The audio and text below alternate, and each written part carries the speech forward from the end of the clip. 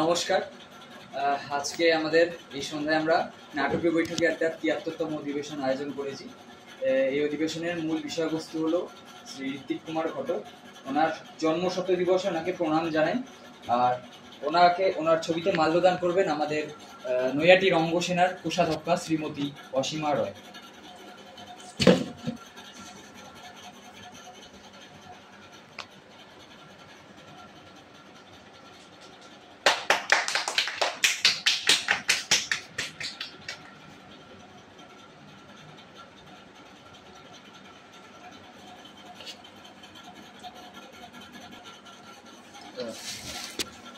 1925 সালের 4 নভেম্বর বাংলাদেশের ঢাকায় জন্ম নেন এক সাধারণ পরিবারের সন্তান ঋত্বিক কুমার ঘটক।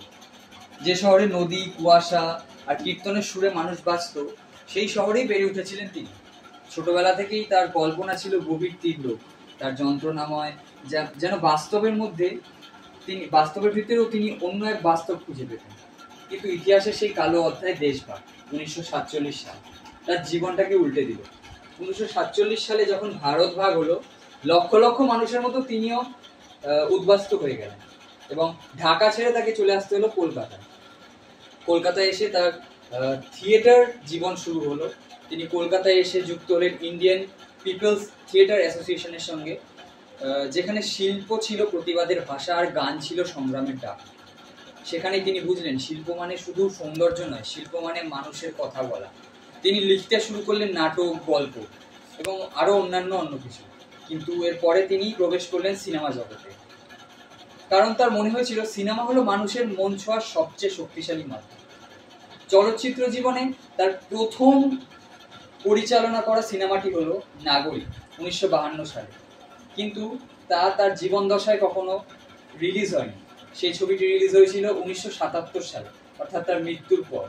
এরপর এলো 1954 সালে অযান্ত্রিক, যেখানে একটি পুরনো গাড়ির সঙ্গে কিভাবে মানুষের বন্ধু হয় তা দেখানো হয়েছিল।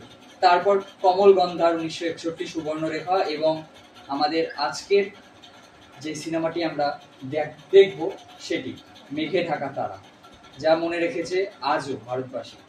এই সিনেমাগুলি এখনো পর্যন্ত আন্তর্জাতিক এবং জাতীয় স্তরে সিনেমার যেসব ইনস্টিটিউশন বা স্কুলগুলো আছে সেখানে পড়ানো হয়।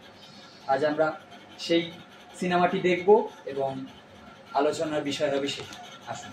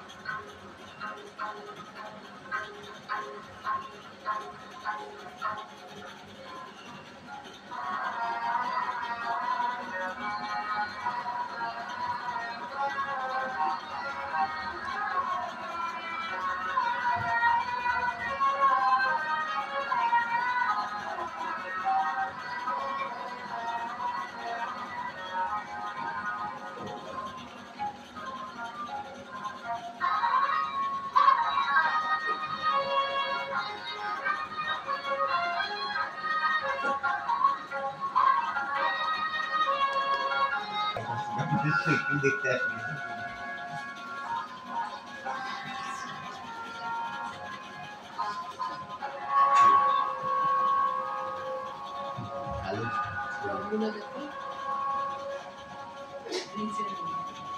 ভালো কাজ।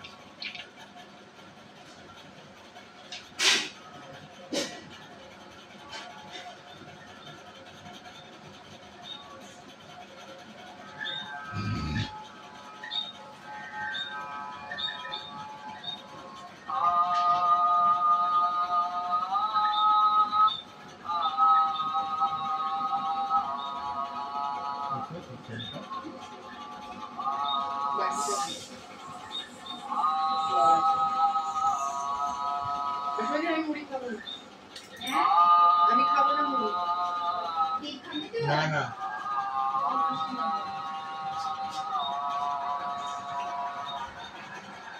মাংসটা